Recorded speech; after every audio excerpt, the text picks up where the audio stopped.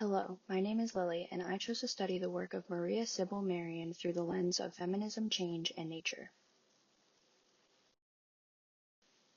Merian was born in Frankfurt, Germany on April 2, 1647. Her family consisted of many artists, allowing her to develop impressive engraving and painting skills from a young age. As early as the age of 13, Merian was deeply curious about the natural world and insects, collecting and observing their life cycles. She married young and lived and worked in Nuremberg alongside her husband and two daughters. Years later, she traveled to Suriname alongside her youngest daughter with the intention of observing local flora and fauna. After the 2-year journey, she returned to Amsterdam to complete her work. Throughout her entire career, Marianne was focused on observing and depicting the natural world. One of her earliest works was the New Book of Flowers, which she published while working in the studio she opened alongside her husband in Nuremberg. These works became popular guides for watercolor painting and embroidery, which were the most common forms of art available to women at the time.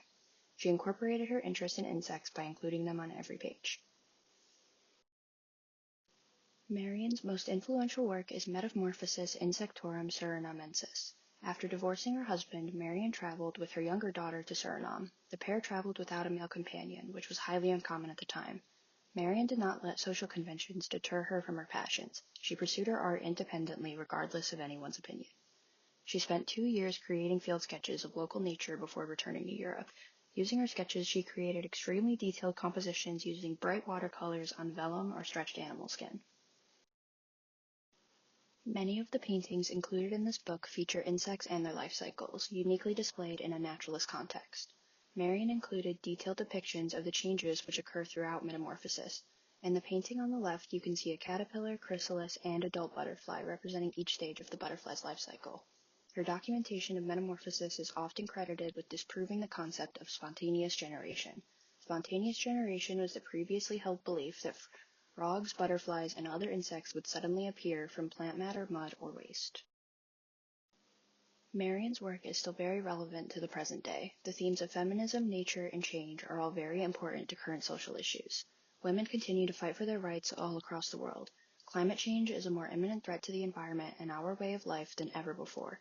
The current state of social media and cancel culture constantly brings into question whether or not people, as well as the way we treat others, can or should change.